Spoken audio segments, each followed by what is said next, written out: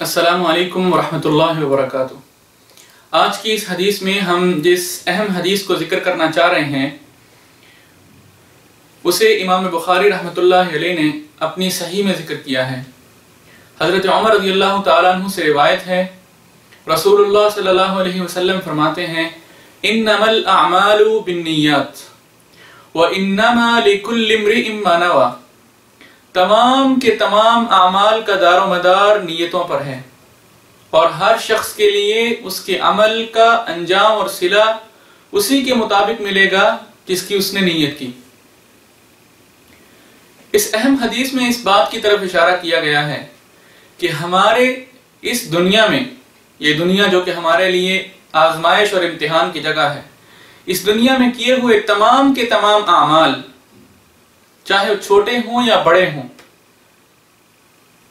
ان اعمال کا انجام اور ان اعمال کا صلہ دراصل ان اعمال کے شروع میں کی گئی نیتوں کی بنیاد پر ہوگا۔ یعنی اگر کسی چھوٹے سے عمل کا انجام بہت اچھا ملتا ہے تو وہ اس اچھی نیت کا صلہ ہے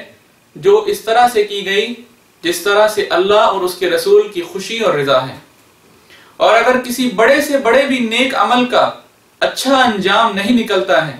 اور وہ عمل آخرت کی زندگی میں خسارے کا باعث ہے، تو یہ اس بات کی طرف اشارہ ہے کہ اس اتنے بڑے نیک عمل کے پیچھے جو نیت تھی وہ اچھی نہیں تھی، وہ نیت اس طرح نہیں تھی جس طرح رسول اللہ صلی اللہ علیہ وسلم کی تعلیمات ہیں،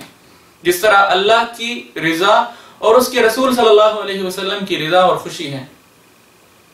ہمارے لیے اس حدیث میں یہ سبق ہے کہ ہم اس دنیا میں رہتے ہوئے کوئی بھی کام کر رہے ہیں، چاہے وہ نیکی کا چھوٹا کام ہو یا اپنے درجات کے لحاظ سے بہت بڑا نیکی کا کام ہو، ہمیں اس کام کو کرتے ہوئے اپنی نیت کو درست اور صحیح سمت میں رکھنا چاہیے۔